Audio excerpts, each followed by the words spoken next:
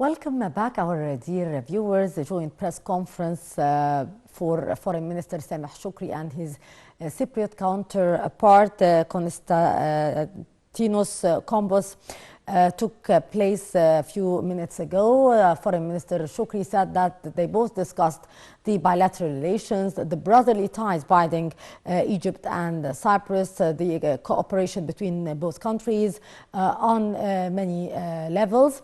Also, the foreign minister said that they tackled the Gaza crisis and the importance of finding a two-state solution, the importance of resuming the activities of the UNRWA, and all the humanitarian aid should be delivered immediately to the Gaza Strip. That was the main highlights of the press conference by Foreign Minister Sameh Shoukry and his Cypriot counterpart, Konstantinos Kombos. To shed light on the issue, we are very much delighted to be joined over the phone by Ambassador Medhat Miligy, former Assistant Foreign Minister. Good afternoon to you, Mr. Ambassador. Good afternoon to you. Sir, the Foreign Minister Sameh Shoukry started a visit to Nicosia, and he held a joint press conference with his Cypriot counterpart a few minutes ago. The importance of the Egyptian Cypriot relations from your point of view, sir? Well, first of all, we have to mention that usually our visits with our friends in Cyprus always have a two-side issues. I mean, the first one is usually the bilateral relations that always ties Egypt to Cyprus. And as you know, we recently had a high-rank visit also from Greece, if you remember, a few weeks ago. Yes. And the most important thing is the common investment that we all have regarding gas and petroleum sector with those two countries. And the importance, of course, of this visit, or the bilateral side of the visit, usually focuses on our investment in this field with our friends from Cyprus and Greece. This is the bilateral part, and of course, the repercussions of the situation in Gaza on our economy regarding this kind of projects that we are all working in. Yes. As for the situation in Gaza, of course, the last message that we got from Israel, as we all heard, is a kind of a blow to the efforts made by Egypt, by Qatar, by France, by even the United States towards having a long-term truce and exchange of prisoners from both sides and giving some humanitarian aid to the Palestinians who have been suffering the genocide committed by the Israeli army for such a long time. I mean, we are talking about almost 4 months now, since October the 7th until today. And I believe that the last response of the Israelis shows exactly who is looking for a settlement of the crisis and who is looking at more pouring more gas on the fire that's been going on. Unfortunately, this was the response, or the primary response, let's say, of the Israeli Prime Minister, as we have said before on this program and others, that Israel is looking forward to implicate more country into the current crisis in order to force some NATO countries, and especially the United States, to be more implicated into this war, something that the United States has been, as we heard it from the State Secretary, Mr. Blinken, is not really a fan of. The United States think that it's time to calm down the situation and start even with exploring the real possibilities of establishing a Palestinian state next to the Israeli one, a state that might be demilitarized or else, but at the end it should be an independent state with a certain criteria that would enable security for the Israelis. Unfortunately, due to some internal problems inside Israel, and especially when it comes to the credibility of the current government Yes. presided by Benjamin Netanyahu. Yes.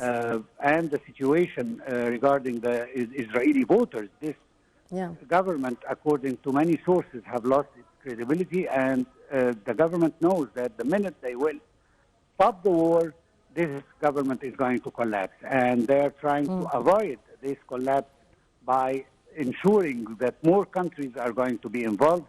Yes. And we've seen the recent provocations on the other side of the border, the Palestinian Rafah area, Yes. where Israeli have been pushing the Palestinians, 1.7 to be exact, Palestinians, trying to force them into getting into the other side of the border, which is something that Egypt have spoken clearly about it. And I think the visit of Yes. the Cyprus or the Cyprus official today is to know the latest details about the Egyptian position and about coordinating our Yes. efforts with a friendly country like Cyprus, a member of EU, that we have strong ties with, in order to make sure that the war that Israel wants to escalate does not escalate to any further dimensions that we are not looking for.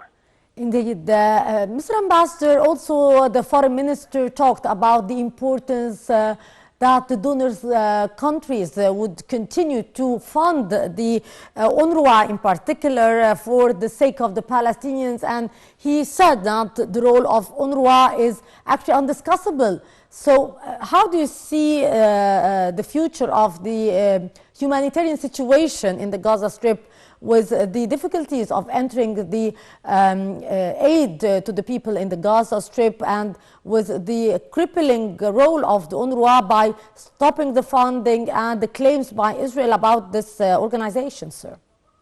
Well, actually, what I want to say here as a non-biased Yes.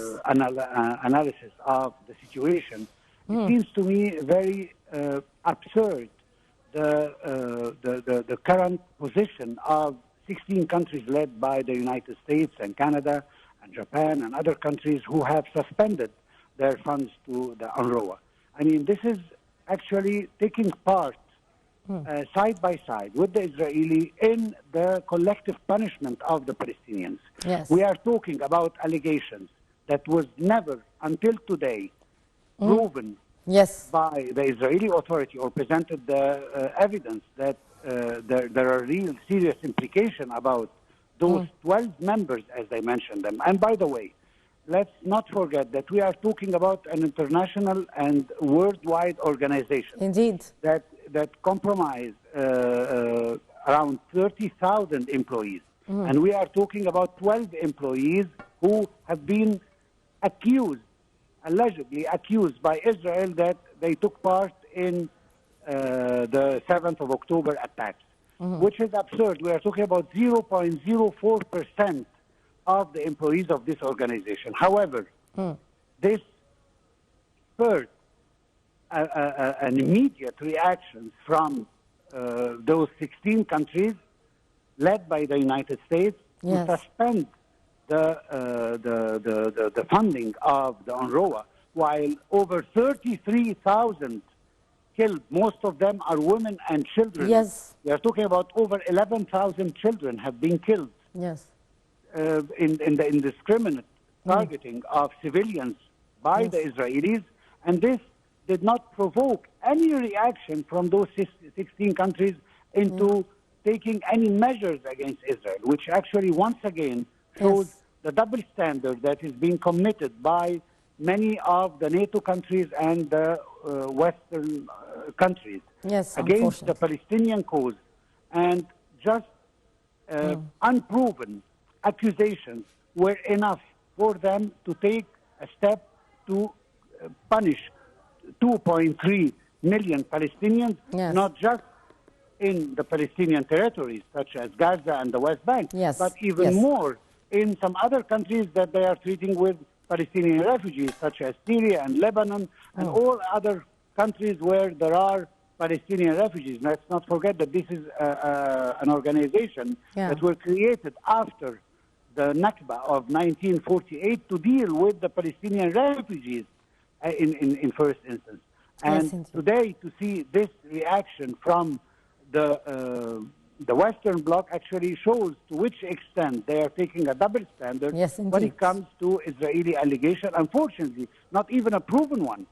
It shows to which extent that it's very hard to convince them that they have to pressure Israel for the sake of Israeli citizens to deal with peace in the next few months, actually. Indeed, Ambassador Medhat Miligy, former Assistant Foreign Minister, thank you so much, sir, for your precious input. Our dear viewers now will go to a short break, and after that we'll be back to resume our program, so stay tuned.